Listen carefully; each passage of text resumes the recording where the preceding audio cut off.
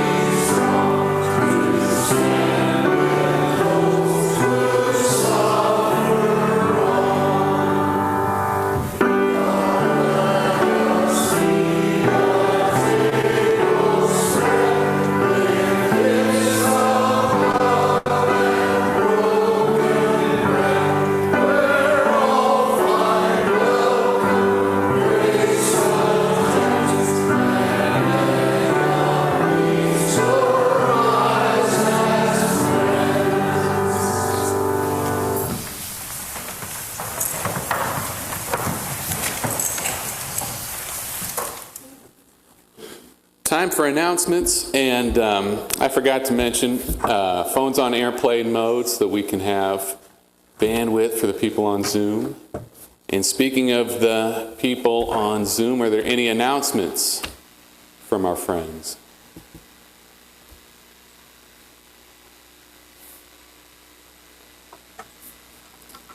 No announcements from Zoom. Anybody in the meeting?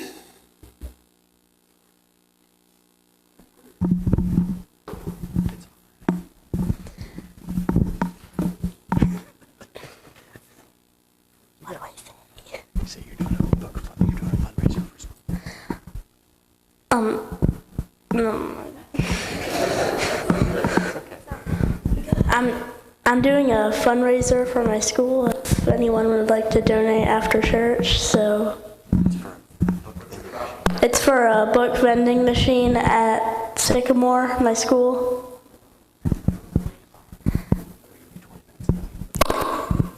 And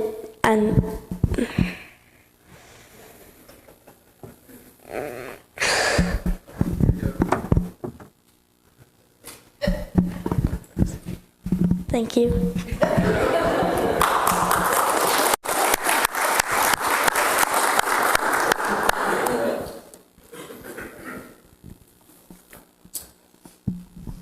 This is Bill Smith. I've been kind of forgetful about certain things, but there are healthcare items in the East Attic. If ever anybody needs a wheelchair, there's several items up there. I don't have it all memorized, but just kind of a reminder to let everybody know that there's healthcare stuff up there. So ask me, or any of the trustees can help you get them. I'm Randy Horton. I think most of you know I'm your presiding clerk. It was in the newsletter, but I am very excited to announce that we're going to move the monthly meeting back to the meeting house. So September 17th will be the next monthly meeting, and it will be here and in person. following, not immediately after meeting for worship, but soon after meeting for worship. And that'll give you time. Please feel free to bring lunch or a snack, something that you can go to the dining room and eat, and then I'll announce that day, what time I intend to start the meeting, and we'll see how it goes. There'll be a little experimentation involved, I'm sure. Oh, and Dinah, if you're listening, I'm very concerned about you, so we will make sure that Zoom has access to the meeting as well.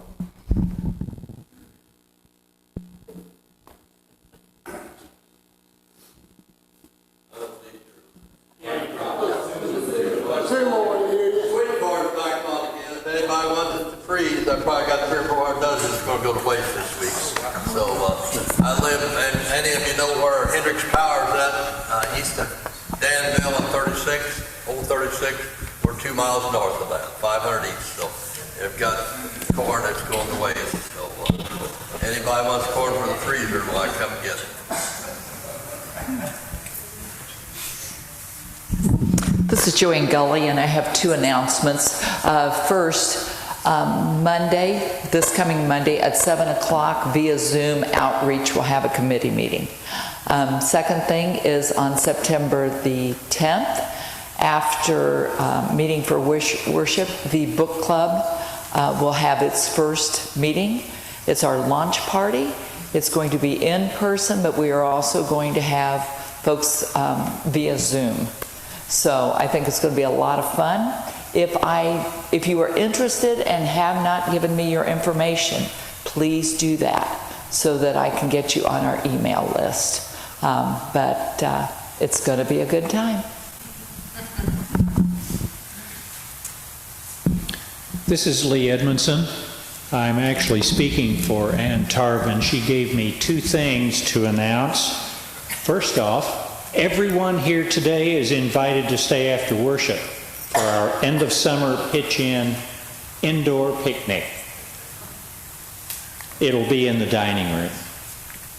Also, while you're waiting in line to get your food, on one of the temporary walls we have an area map, street map, and a list for you to put your name and address on, and put a little flag in there where you live so we can see where everybody lives, who are close neighbors, that sort of thing. Also, a couple of the pins that had already been put in have fallen out. Anne picked them up and put them above the map, and she asked you to check and see if it's yours and put it back in the correct place. Thank you.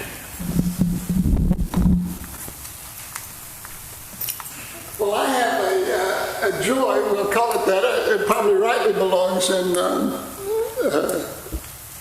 announcements, but you all were too fast for me.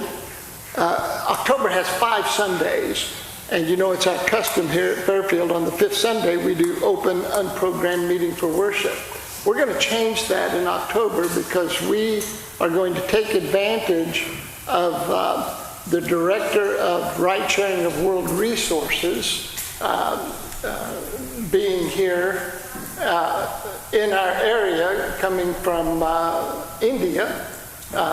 This man, Dr. Kannan, oversees that work for the nation of India, and he will be here at Fairfield the 5th Sunday to tell us about the work of ride sharing. 30,000-foot view, what that organization does is take our dollars, because we are a sponsor of that group, and does microloans to women who then establish small businesses and employ others in their communities. It is a tremendous program that over the years has lifted tens of thousands of people out of poverty. So make sure to mark that on your calendar, the 5th Sunday in October, for that, what promises to be a very interesting and inspiring morning together. We're not going to do it that Sunday. Oh, Ann? Where's Ann? She's in the kitchen. We'll get back with you on that. I think it's the 12th. Okay, the 12th. And we'll give you ample It was notice. in the email chatter, but I just. Right. And I'm doing good to remember that it was in October. So, yeah, we'll work it out.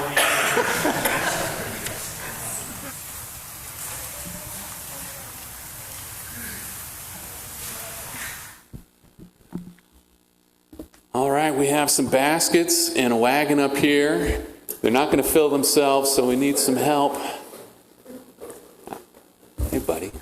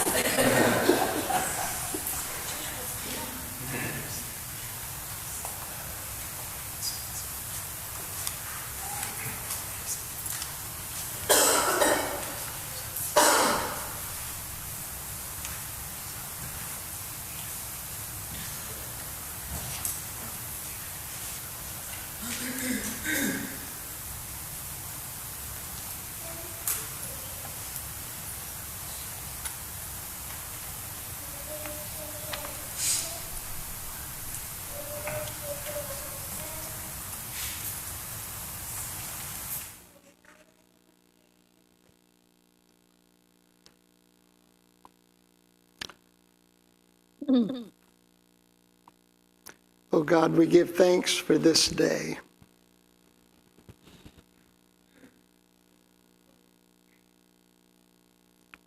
And for the blessings of friendship and fellowship and love. We remember, oh God, all those today who struggle, whose lives are marked with difficulty and pain, and we remember them, oh God. And we commit ourselves anew to making their lives as blessed as our own. We remember those who suffer from extreme weather and those who suffer also from extreme violence. When our egos have prevented us from doing the right thing and being the right kind of people.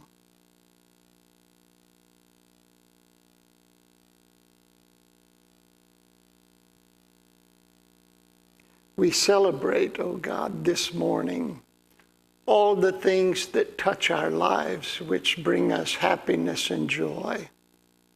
Our families, our friends, our neighbors, beautiful music, good books, learning, education, all that is the best humanity has to offer. Oh God, we give you thanks today.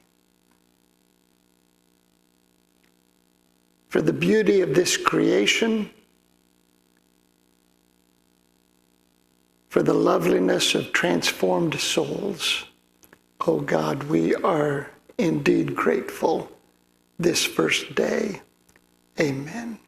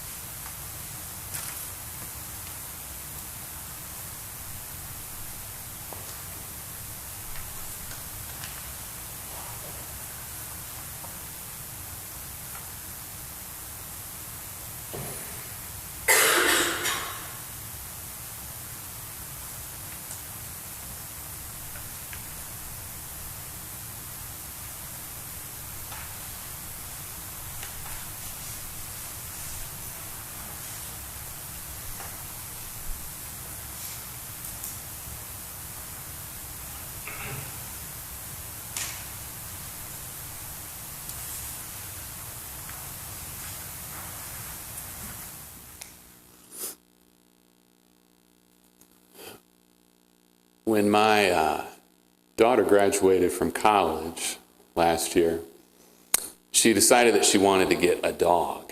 And she wanted a Samoyed, which is a big, fluffy, white, wolf-like dog.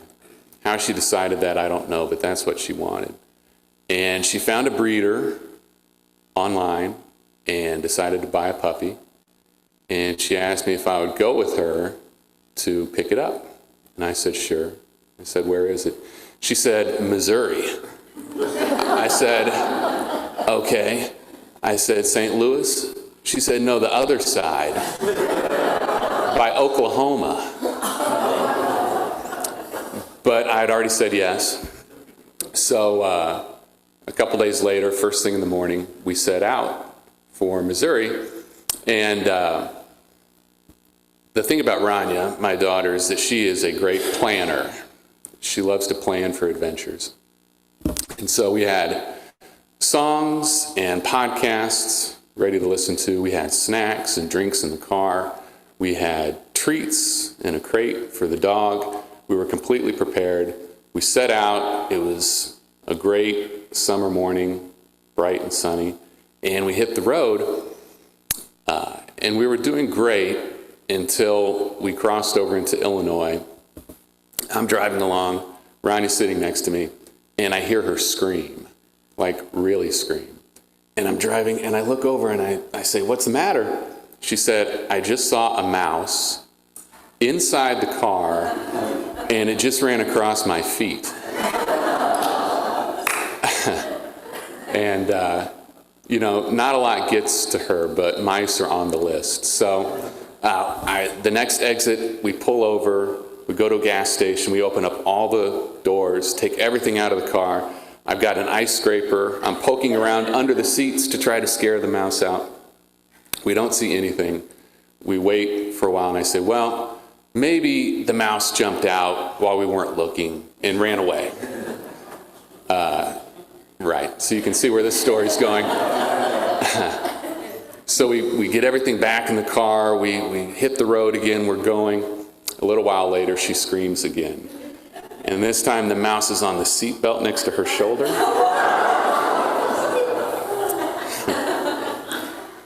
We pull over at the next exit. We're at a gas station. We open up all the doors. We take everything out of the car. I'm poking around.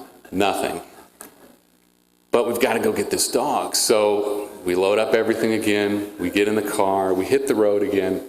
And for the next few hours, everything was smooth. We went into Missouri. you can see the landscape start to change a little bit. You feel like you're going into the west. We saw armadillos on the side of the road, you know. And eventually, we weren't even thinking about the mouse anymore. And we found the breeder, met up with him. We got this puppy, this little roly-poly thing. My daughter was thrilled. We hopped back in the car, and now it's time to go home. And like I said, we'd really forgotten about the mouse at that point. But as we kept driving towards home and the sun was beginning to set, I thought to myself, you know, if the mouse really is in the car still, this is when he's going to come out. When it gets dark at dusk. And sure enough, when the sun went down, Rania and the puppy were in the back seat, and I'm driving, and I hear her say from the back seat, "I see the mouse." And it was sitting on the front seat in front of her. And she was looking at it, and I could tell that she was scared. She was trying so hard to be brave and to be calm, but I could hear the fear in her voice. And as a parent, one of the worst things is to hear your kid struggling and not being able to help them. But I was driving down the road, and that dog was of no help whatsoever. I looked in the rearview mirror, and I saw him in the back seat, and he's smiling with his tongue out, not doing anything about the mouse. And that was a very active mouse. Like, once it got dark, that mouse was all over the back seat of the car, all over the front seat of the car, and Ronnie could shoo him away, but then he would come back later. And I'll tell you, at one point, the mouse, as I'm driving down the highway, was crawling up my leg. The good news is that I had long pants on, and that he was on the outside of my pant leg. But I tried to grab the mouse. I was going to throw him out the window, but I missed, and I swerved, and Ronnie's getting upset. So we take the exit, the next exit, go to a gas station, open up everything. I'm poking around for the mouse, nothing. We get back in the car, we keep going, the mouse comes back out, we stop, we take out everything, and I got a feeling in my mind that we were never actually going to make it home. That we were going to keep stopping in ever-increasing intervals into infinity, and we would just never make it. But we stuck with each other, Ryan and I did, through that trip, and finally we made it home. It was the longest, most stressful drive of my entire life. But when we got back, I pulled in front of our house and opened up the back door of the car, because that's where the crate was for the dog. And when I opened the door, there was the crate, and the mouse was just sitting right there in the crate that we had brought for the dog. We didn't even need the crate for the dog. And he was just sitting there. And I took the crate out, and I put it down on the ground, and the mouse jumped out and ran away. And that was it. It was almost like the mouse knew that he was home. He was back. And I've been thinking about that story a lot over the last few weeks as we've been talking about maps and guides and the questions that we've been talking about how to find the right map and the right guide, and how do you find your way? How do you know that you're going to the right destination? How do you find the right people to guide you? What if you have a mouse in your car? And there's a unique disappointment to a journey that doesn't go the way that you expected. For all the plans that you make and for all the supplies that you have, when something goes wrong, when you're on your path, even if you're on the right path and even if you're going to the right place, there's something really hard about hitting an unexpected obstacle. But you know, throughout that whole trip, Rania never got upset. She never was angry or blameful. We were in it together, and we made it back. And it made me think that there is hope in togetherness, and there's hope in gratitude. Gratitude for the people who'll stick by you until you find your way back home.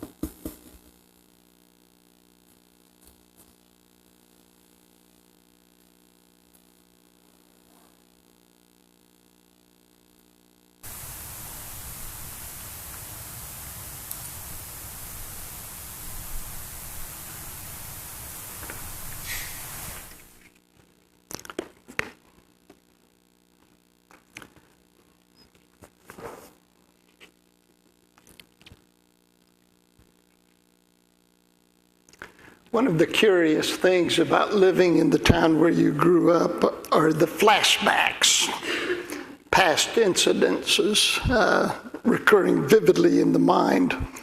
One of my best friends growing up was, who remains a close friend today, Bill Eddy, was raised in the house across from where Joanne and I live now, except our house didn't exist when we were kids. It was Sam Anderson's cow pasture then. When Bill and I were in the 5th grade, I told a girl in our class that Bill loved her, which was true, but not for publication. He invited me over to his house after school. He said, "Come on over, let's play." I said, "Okay." And we went for a hike through Sam Anderson's cow pasture, where our home now sits. And just about where our front door is now, Bill turned around and punched me smack in the nose, knocking me to the ground, then said, "That's for blabbing your mouth off." To this day, whenever I walk out our front door, my nose twitches, still reminding me after all these years to mind my own business. George Evanoff was our 5th grade teacher and taught us arcane tidbits of American history, one of which was the fascinating history of the Michigan-Ohio War of 1835 and 36. Are any of you familiar with this war? It was a war when both Michigan and Ohio claimed a 486 square mile region along their common border in northern Ohio. Unable to resolve their differences, the governors sent their state militias to battle, who apparently weren't as worked up about it as the governor, because all they did was gather on each side of the Maumee River near present-day Toledo, where they traded insults and then got drunk together. Congress intervened, granting the disputed territory to Ohio, in recompense carving off the Upper Peninsula from Wisconsin and giving it to Michigan, who at first refused to accept it, thinking the land was worthless, but eventually, albeit grudgingly, accepted the deal, shortly afterwards discovering rich deposits of iron ore, lead, and copper, fueling the American Industrial Revolution, in the process making Michigan one of our most affluent states. Don't let anyone ever tell you that borders don't matter. We've been talking about maps and how the earliest maps in our lives, be they people or paper, have such a profound effect on our lives. We've since been thinking about those characteristics of maps that mirror our own lives. So today I want to talk about the features of maps we would do well to include in our lives, and that is boundaries. Clear lines of demarcation that mark our business and the business of others, so the two are never confused, lest we end up getting punched in the nose. On maps, boundaries are lines separating cities, towns, states, nations. But when we speak of boundaries in our relationships, we mean the personal limits and rules that we establish within our relationships with others. An example of a personal boundary would be a parent's decision to remain disconnected from their adult children's finances. I have a friend who gifted her child with a house down payment, but refused to sign on her mortgage, to co-sign on the mortgage. And that's a boundary. That's generally a good boundary. Not one that I paid any attention to, but it's a good boundary. Another friend of mine not only refused to help with his son's house down payment, he also wouldn't co-sign on the mortgage, telling his son, there's always a sign when you're ready to buy a house. You get this sign. And his son said, what's the sign? He said, the sign is this. It is time to buy a house when you can buy it without your parents' co-signature. That's also a boundary.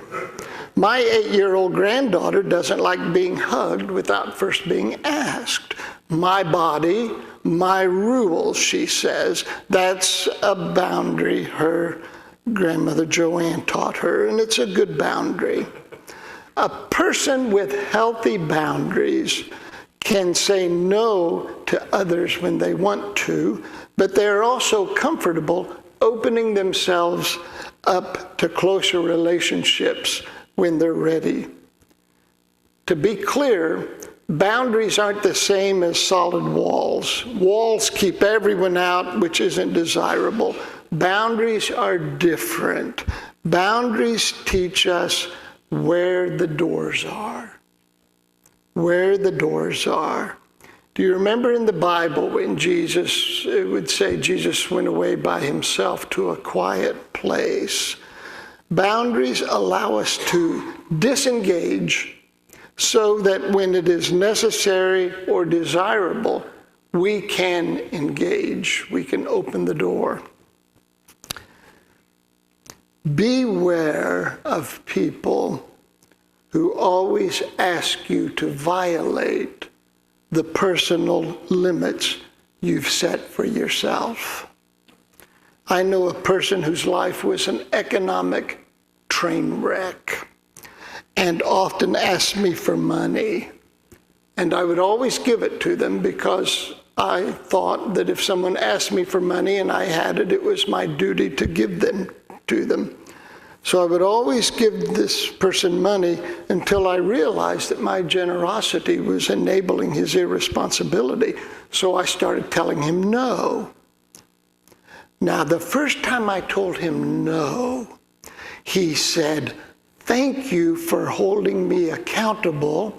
You have inspired me to conduct myself more appropriately." No, I'm just kidding. He didn't say that. He was, as it says in the Old Testament, pisseth off and said, "I thought you were a Christian." And I said, "I am a Christian. And as a Christian, I am committed to your growth, which will only happen when you accept responsibility for your life." It was one of the few occasions of my life when I had the answer right there and didn't have to think of it a day later. When we don't have boundaries, we allow other people, often less healthy people, to rule and sometimes even ruin our lives. Boundaries are not mean, nor are they selfish or snobbish. They are the fences that make good neighbors. Remember this: if someone throws a fit because you set boundaries, it is more evidence the boundary was needed. If someone throws a fit because you set boundaries, it is more evidence the boundary was needed. Just as it is important to have financial and emotional boundaries, it is also imperative to have religious and spiritual boundaries. Religion, and it's the odd thing about religion, But religion makes some people think they have the right, and just not the right, but the sacred duty to tell the rest of us what we must believe, think, and feel. And if you think about it, religions are mostly codified boundaries imposed by leaders on followers. Believe this, not that. Do this, not that. Say this, not that. But healthy spirituality begins when we find within ourselves the strength, courage, and independence to follow our light, not someone else's. It is never selfish to say, my conscience will not permit me to do what you are asking. My discernment will not permit me to believe what you believe. My self-respect will not permit me to be led by someone who has no respect for me. Establishing and maintaining our boundaries is an ongoing work. One of my favorite poems by Robert Frost, the poem Mending Wall. Robert Frost wrote about the damage done to stone walls by frost heave and by hunters. And he described meeting with his neighbor each spring to walk the wall and repair the gaps. He writes of gaps. No one has seen them made or heard them made, but at spring mending time, we find them there. I let my neighbor know beyond the hill, and on a day we meet to walk the line and set the walls between us once again. Boundaries are a gift to ourselves and others. They make possible civility, responsibility, autonomy, and relationship. This past Thursday, I asked our experts on artificial intelligence, John Essex and Treg Hopkins, to use AI to discern what Jesus might have said about personal boundaries if he had only gotten around to it. 5 minutes later, Treg sent back an entire sermon along with a centering thought and a pastoral prayer. It made me realize in that moment that my years of work and study have been absolutely inconsequential. John sent this snippet of Jesus talking about the wisdom of boundaries. Be wise in your associations. Do not cast your pearls before swine, for they will trample them under their feet. Recognize the value of the treasure within you and share it with those who honor and respect it. So friends, know well the lines where your life ends and someone else's life begins. Mind that line and tend it daily, knowing good boundaries do not constrain us, but set us free.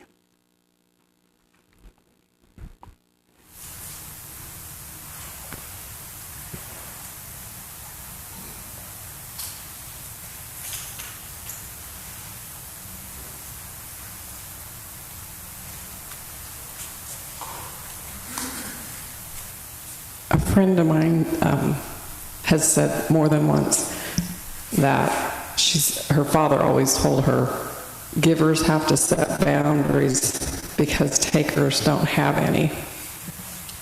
And this same friend, she always thinks about that, but she herself is stuck in a really bad cycle of being used herself, and she just can't seem to break out of that. And it occurred to me as I listened today, thinking about that sometimes the biggest act of self-love might be to do just that, set boundaries for yourself. And I wish this friend could do that, because I see her suffer and does feel powerless to change it.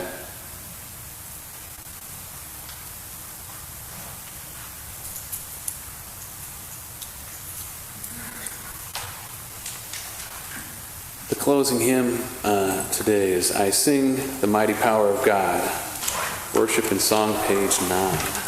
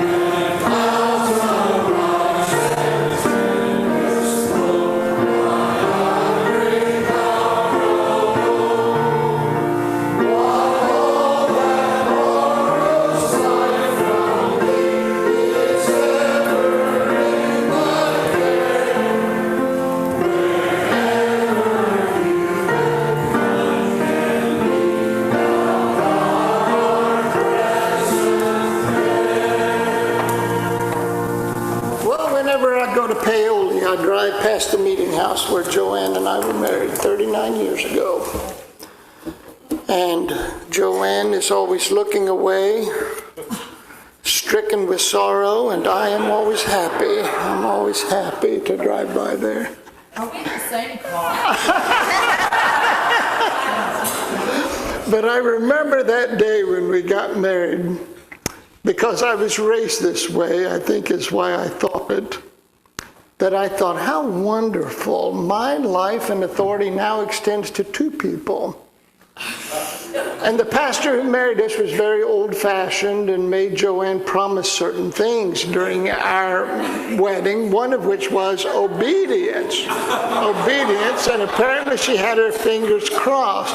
So I entered into the most significant relationship in my life with this mindset, which Joanne disabused me of within a day of our vows, saying, when I asked her to explain herself after she had said no to me about something, she said, Philip, no is a complete answer and needs no explanation.